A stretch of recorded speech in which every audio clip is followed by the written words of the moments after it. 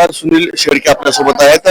वाटतं की यावेळेस असं वाटतंय की विधिमंडळाचे जे 7 दिवस आहे यामध्ये खऱ्या अर्थाने या जनतेला विदर्भाच्या न्याय मिळणार. नक्कीच विदर्भ असेल, पश्चिम महाराष्ट्र, कोकण किंवा आपला खानदेशचा भाग असेल, संपूर्ण महाराष्ट्राला डोळ्यासमोर ठेवून राज्याचे मुख्यमंत्री आदरणीय फडणवीस साहेब, उपमुख्यमंत्री अजितदादा शिंदे साहेब हे देखील काम करतायत.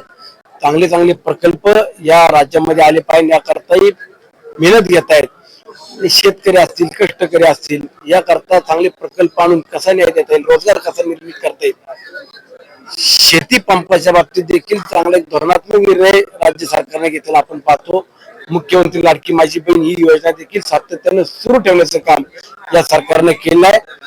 दिव्यांग बांधव असतील, आदिवासी बांधव असतील, प्रत्येक घटकाला न्याय देण्याचं काम सरकारच्या माध्यमातून सुरू आहे. त्याचं नक्कीच आम्हाला समाधान आहे. असं वाटतं की ज्या प्रकारे या देशामध्ये बांगलादेशी रोहिंग्या मोठ्या प्रमाणात प्रवेश करत आहे, लव जिहादचे प्रकरण वाढते, याबद्दल कडक कायदा व्हायला पाहिजे. नक्कीच हे बघा, शेवटी राज्यात किंवा देशात कायदा सुव्यवस्था सांभाळण्याचं काम स्वतः देशाचे पंतप्रधान असतील, गृहमंत्री असतील किंवा राज्याचे मुख्यमंत्री हे देखील बारकाईने लक्ष ठेवून काम करतायत. आणि जिथं जिथं कारवाई करतील तर कठोरपणाने कारवाई करून हा देश, हे राज्य एक चांगल्या पद्धतीने सुरक्षित ठेवण्याचं काम करतायत. प्रत्येकाला सुरक्षित ठेवणं ही राज्य सरकारची जबाबदारी सांभाळून ते काम करतात, आम्हाला समाधान आहे. शेवटचा प्रश्न, 30 तारखेला मुख्यमंत्र्यांनी कर्जमुक्तीची घोषणा केलेली आहे.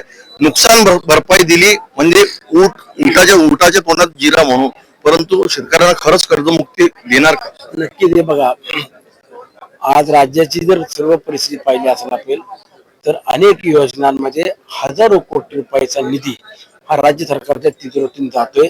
परंतु कुठेतरी शेवटी आपण म्हणतो की प्रत्येकाचं सोंग घेतं तर पैशाचं घेता येत नाही.